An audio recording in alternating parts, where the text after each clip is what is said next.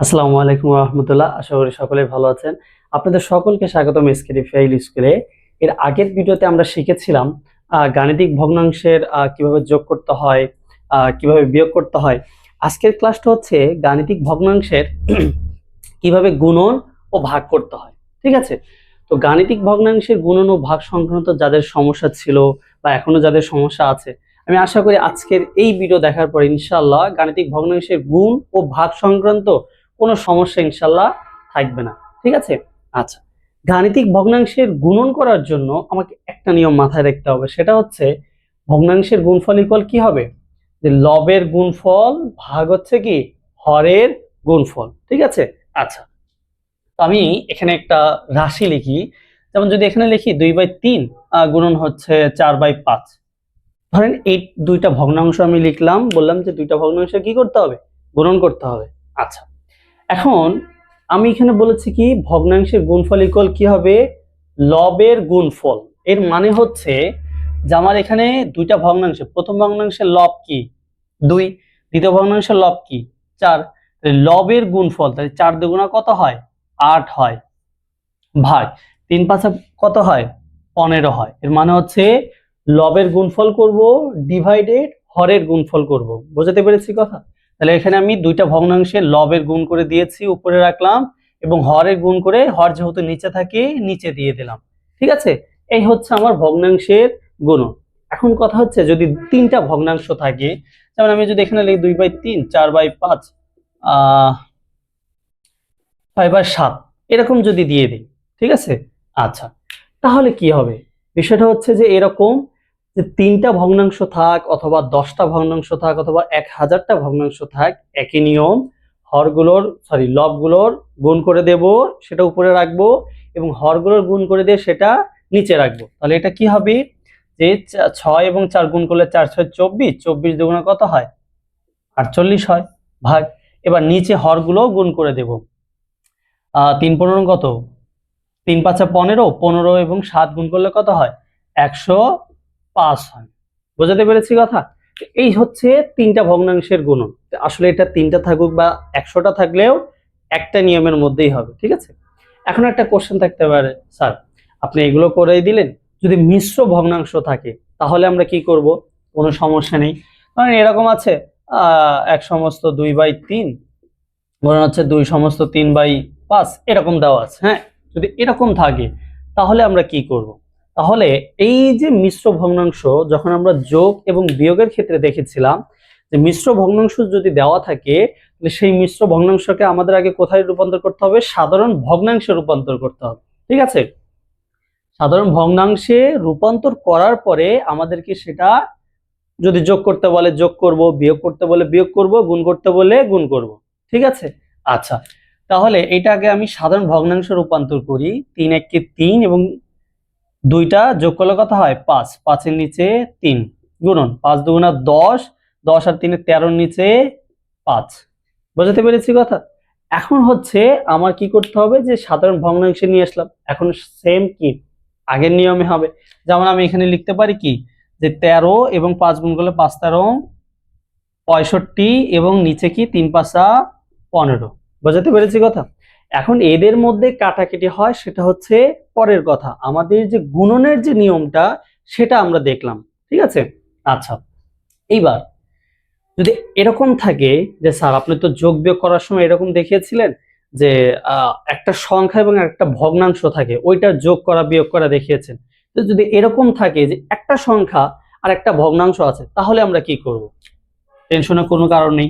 যদি এরকম থাকে 2 গুণন 3/5, এরকম যদি থাকে তাহলে এটা আমরা কি করব?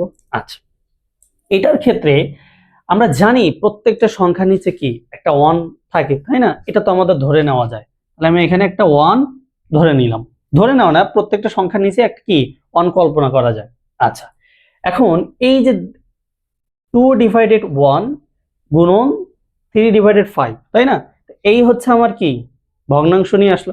এখন আমাদের 2টা কি লব হবে, লব এবং লব গুণন হবে, গুণ হলে কত হয় 2 এবং 3 গুণ করলে 6 এবং 5, আর এই যে নিচের 1 গুণ করলে 5 1 কে 5।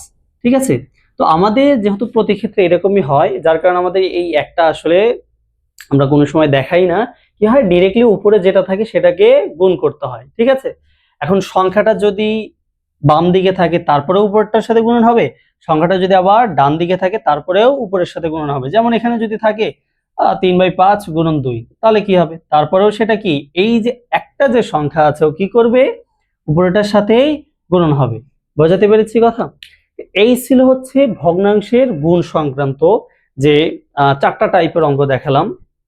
এখন আমরা দেখব হচ্ছে ভাগ, যে গাণিতিক ভগ্নাংশের ভাগগুলো কিভাবে করে। ঠিক আছে, তো ভাগের নিয়মটা আমি এখানে দিয়েছি যে ভগ্নাংশের ভাগফলিকল কি হবে, ভাগ চিহ্ন থাকলে গুণ চিহ্ন লিখব, হ্যাঁ, এবং পরের ভগ্নাংশ উল্টে দেব।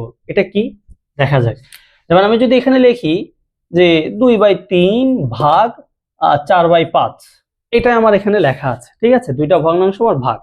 কি বলেছি নিয়মটা, ভাগ চিহ্ন থাকলে গুণ চিহ্ন লিখব। ঠিক আছে, পরের লাইনে লিখি, তাহলে 2/3 ভাগ আছে গুণ লিখলাম। এবার বলেছি পরের ভগ্নাংশ উল্টিয়ে দেব, মানে হচ্ছে এই যে ভাগ ছিল তার পরের ভগ্নাংশ কোনটা, এই 2/3 এটা তো কি ভাগের আগের ভগ্নাংশ, আর এই যে 4/5 এটা হচ্ছে কি ভাগের পরের ভগ্নাংশ। তো আমাদের পরের যেটা ভগ্নাংশ থাকবে সেটা আমাদের কি করতে হবে, উল্টিয়ে দিতে হবে। উল্টিয়ে বলতে হরটা চলে যাবে লবের কাছে, লবটা চলে আসবে হরের কাছে, মানে হচ্ছে এই যে 5/4।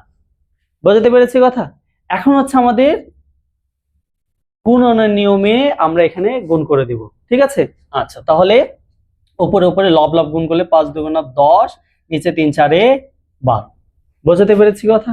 আচ্ছা, এখন যদি আমাদের 3টা থাকে, দুইটা তো ভগ্নাংশ ভাগ করলাম, যদি 3টা ভগ্নাংশ থাকে তাহলে কি করব, এরকমই লিখি। এরকম যদি থাকে, এরকম আছে। ঠিক আছে, আমাদের বলেছে কি এই 3টা ভগ্নাংশ কি হবে, ভাগ করতে বলেছে। এখন আমরা কি করব, আমরা ভাগের নিয়মটা জানি যে ভাগ থাকলে সেটাকে কি করতে হবে, গুণন চিহ্ন লিখতে হবে। 2/3 গুণন লিখলাম, ভাগের পরের যে ভগ্নাংশ সেটা আমার কি করতে হবে, উল্টে দিতে হবে। এবার হচ্ছে 5/4। এবার এখানেও ভাগ আছে, তাহলে আমরা কি করব, এই ভাগটাকে গুণ চিহ্ন দেব এবং এই ভাগের পরের যে ভগ্নাংশ তাকে কি করব, উল্টিয়ে দিব। তাহলে 6/5। বুঝতে পেরেছি কথা? এখন আমাদের কি এই যে লব লব গুণ করে দেব এবং হর হর গুণ করে দেব। ঠিক আছে, আমরা যদি গুণন করি 5 6 30, 30 দুগুণা 60, নিচে হচ্ছে 4 5 করে 3 20 60। তো আমরা কাটাকাটি করলে সেটা কি হয়, 1 হয়। তো কাটাকাটি তো পরের কথা, হ্যাঁ, ইনশাআল্লাহ কাটাকাটির সিস্টেমটা অন্য একটা ক্লাসে আমি শিখিয়ে দেব, কাটাকাটি আসলে কিভাবে করতে হয়। তো এখন আমাদের মুখ্য যে জিনিসটা সেটা হচ্ছে যে আমরা গাণিতিক ভগ্নাংশের গুণ এবং ভাগটা কিভাবে করব। ঠিক আছে, আচ্ছা, তো আমরা দেখলাম। এখন যদি কোশ্চেন থাকে এরকম যে স্যার আপনি তো এরকম করলেন, যদি এখানেও মিশ্র ভগ্নাংশ থাকে তাহলে আমরা কি করব। ঠিক আছে, আচ্ছা, সমস্যা নেই, দেখাচ্ছি। মিশ্র ভগ্নাংশ যদি থাকে, হ্যাঁ, তাহলে কি হবে, যে আমি এখানে লিখলাম 1 সমস্ত 2/3 ভাগ হচ্ছে 2 সমস্ত 3/4, এটা লিখলাম। ঠিক আছে, এটা যদি হয় তাহলে আমরা কি করব, মিশ্র। তো আমরা তো জানি যে যোগ বিয়োগ গুণের ক্ষেত্রে যেহেতু মিশ্র থাকলে আমরা সাধারণ ভগ্নাংশ রূপান্তর করেছি, তাহলে ভাগের ক্ষেত্রেও কি করব, আগে সাধারণ ভগ্নাংশে রূপান্তর করব। ঠিক আছে, তাহলে 3 1 এ 3, 8 দিয়ে কত হয় 5, 5 এর নিচে 3 ভাগ দিলাম, 4 দুগুণা 8, 3 এ 11 এর নিচে 4। বুঝতে পেরেছি? এইবার এই যে ভাগে যে নিয়ম করেছে সেভাবে আমাদের করতে হবে। এটা কি হবে, 5 এর নিচে 3 গুণন, ভাগ চিহ্ন থাকলে তাকে গুণন লিখতে হবে, দেন এটা আমাদের কি করতে হবে, উল্টে দিতে হবে, মানে হর চলে যাবে লবে, লব চলে আসবে হরের কাছে, 4/11। বুঝতে পেরেছি? এখন এটা কি হবে, 4 5 20 আর নিচে 3 11 33। ঠিক আছে, আচ্ছা, এটা দেখলাম যে আসলে মিশ্র, হ্যাঁ, মিশ্র ভগ্নাংশ থাকলে তাহলে আমরা কিভাবে ভাগ করব। এরকম যদি হয় যে স্যার তাহলে এটা দেখান যে ওই যে একটা সংখ্যা আর একটা ভগ্নাংশ যদি থাকে তাহলে কি করব। আচ্ছা, যদি এরকম থাকে 2 ভাগ 3/4 এরকম যদি থাকে, হ্যাঁ, তাহলে আমরা কি করব, তাহলে সেম আগের নিয়মটাই 2 ভাগ চিহ্ন থাকলে গুণন করব এবং পরেরটা উল্টিয়ে দেব, 4 নিচে 3। এবার আমরা গুণনের নিয়ম জানি। গুণনের নিয়ম কি জানি, যে একটা সংখ্যা থাকলে সেটা উপরেরটার সাথে কি হয়, ডিরেক্টলি গুণন হয়। 4 দুগুণা 8 আর নিচে 3 থাকে। বোঝাতে পেরেছি? আচ্ছা, এখন এইখানে দেখলাম সেটা আমার কি অপ্রকৃত ভগ্নাংশ। আমি তো আগেই বলেছি যে এখানে অপ্রকৃত রাখলেও অ্যান্সার হবে, আবার যদি এটাকে মিশ্র ভগ্নাংশ রূপান্তর করে দেই সেটাও অ্যান্সার হবে। হ্যাঁ, মিশ্রটা কিভাবে নির্ণয় করবে? 3 দুগুণা 6 আছে 2, তাহলে এই যে এখানে 2 সমস্ত এই যে ভাগশেষ উপরে আর নিচে ভাজক থাকবে। বোঝাতে পেরেছি কথা? আচ্ছা, এইটা দেখলাম। এইবার যদি এরকম হয় যে এই যে 3/4 আছে ভাগ 2 এরকম আছে, তাহলে আমরা কি করব? হ্যাঁ, এটার ক্ষেত্রে আমরা আগে নিয়ম যেটা সেটা আগে দেখি। যে ভাগ আছে আমাদের কি দিতে হবে? গুণন দিতে হবে, তাই না? এবার আমরা তো বলেছিলাম ভাগ চিহ্ন থাকলে গুণন চিহ্ন লিখবো এবং পরের ভগ্নাংশটা উল্টিয়ে দিব, কিন্তু এখানে কি আমার ভগ্নাংশ আছে? নাই। আচ্ছা, এখন আমরা কি করব? বিষয়টা হচ্ছে যে এই যে মনে মনে একটা ওয়ান কল্পনা করা যায় না? হ্যাঁ, যে এর নিচে প্রত্যেকটা সংখ্যার নিচে একটা ওয়ান থাকে। তাহলে আমরা কি করব? এই ওয়ানটা হচ্ছে আমাদের সেই হর, হরটা উপরে যাবে, আর এই যে উপরে 2 ছিল বেটা লব, সেটা কোথায় আসবে? নিচে আসবে। বুঝতে পেরেছি? এরপর আমরা 3 একে 3, 4 দুগুণা 8। বুঝতে পেরেছি কথা? এই ছিল হচ্ছে গাণিতিক ভগ্নাংশের গুণ ও ভাগের যে নিয়মগুলো। আমি যে টাইপগুলো করিয়েছি, যে টাইপের রাশিগুলো আমি করিয়েছি, আশা করি এইগুলো যদি আপনারা একটু দেখার পরে, এগুলো এই ভিডিওটা দেখার পরে যদি বাসায় একটু প্র্যাকটিস করেন, ইনশাআল্লাহ গাণিতিক ভগ্নাংশের গুণ ও ভাগ সংক্রান্ত ইনশাআল্লাহ কোনো সমস্যা আর থাকবে না। ঠিক আছে? তো আশা করি ভিডিওটা আপনাদের খুব ভালো লেগেছে। ইনশাআল্লাহ দেখা হবে পরের কোনো ভিডিওতে। আসসালামু আলাইকুম ওয়া রাহমাতুল্লাহ।